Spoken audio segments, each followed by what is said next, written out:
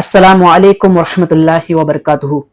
मोहतरम दोस्तों, मैं मोहम्मद आरिफ शेख आप सबके बीच ये कहने के लिए हाजिर हुआ हूँ कि जब से मुफ्ती सलमान अजहरी साहब जेल से रिहा हुए हैं तो उनके ताल्लुक से तरह तरह की खबरें आ रही है कि किसी का कहना है कि मुफ्ती सलमान अजहरी साहब पॉलिटिक्स ज्वाइन कर रहे हैं, तो किसी का कहना है कि ज्वाइन हो चुके हैं, या किसी का कहना है कि उन्होंने ज्वाइन होने का इरादा किया है।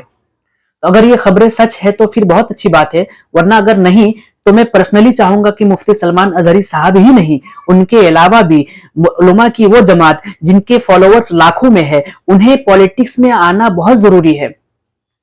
आज आज देखिए, हमें बोलने की आजादी नहीं दी जा रही है। क्यों? क्योंकि जस्ट बिकॉज ऑफ कि हम पावर में नहीं है। अगर हम पावर में आ जाते हैं, देखिए कोई भी आलिम दीन अगर पार्लियामेंट में पावर के तहत कुछ भी बात अगर कहे ना तो उन पर कोई एलिगेशन नहीं लगाया जाएगा, लेकिन पावर में ना रहते हुए देखिए मुफ्ती सलमान अजहरी साहब के फॉलोअर्स तो लाखों में है, करोड़ों में है, लेकिन सिर्फ पावर में ना रहने की वजह से उन्होंने एक शायरी उनकी शायरी के बदौलत उनको उन पर पासा एक्ट लगा दिया गया, उन्हें जेल में डाल दिया गया। तो होना क्या चाहिए? अभी हमें हमारे अंदर जो ये अकायद को लेकर जो फिरका फिरका फिरका परस्ती है ना, अकायद को लेकर, तो ये ता कयामत तक चलने वाली है। तो इसको क्या करना चाहिए? इसको एलानिया तौर पर इसको जाहिर नहीं करना चाहिए कि जो ना हम सुन्नी देवंदी वहाबी, इसको एलानिया तौर पर ना रखे, बल्कि इसको प्राइवेटली रखे। ये सब की बात जब भी आए तो प्राइवेट में आप सब बहस कर ले, मुबालगा कर ले, लेकिन जहां तक मेरा ख्याल है कि उलमा की जमात को, खा वो सुन्नी हो, वहाबी हो, देवंदी हो, किसी भी फिरके से ताल्लुक रखता हो, उन्हें मिलकर एक पार्टी बनाना चाहिए, या एक पार्टी है ऑलरेडी जिसके जरिए से आपसी मुसलमानों की जमात, उलमा की जमात मिलकर पॉलिटिक्स में अगर ज्वाइन हो जाते हैं तो 25 करोड़ की अगर आबादी है तो हम एक सरकार आराम से खड़ा कर सकते हैं। हमको बोलने की आजादी मिल जाएगी, लेकिन हो क्या रहा है, हम आपस में लड़ रहे हैं, ले देख के जो है ना, इनकी बुराई उनकी बुराई, बस हम इन्हीं सब में रह गए। हमें चाहिए कि अपने पावर को मजबूत करना चाहिए। हम जब तक हम पावर पे यानी काबू नहीं रख पाएंगे, तब तक कामयाबी हमारे लिए नहीं है, फिर यही जवाल चलता रहेगा हमारा।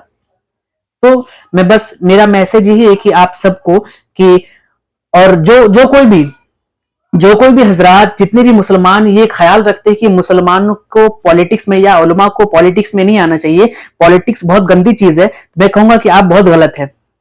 क्यों? क्योंकि आप हिस्ट्री निकाल कर देख लीजिए, तारीख पढ़कर देख लीजिए, पहले के जमाने में जो काजी हुआ करता था वो भी आलिम दीन हुआ करता था, डॉक्टर हुआ करता था वो भी आलिम दीन हुआ करता था, वकील हुआ करता था वो भी आलिम दीन हुआ करता था, एक इंजीनियर यहां तक कि आलिम दीन हुआ करता था। तो आलिम दीन जितना उम्मत मुस्लिमिया को जितना फायदा एक आलिम दीन पहुंचा सकता है, उतना आम मुसलमान नहीं पहुंचा सकता।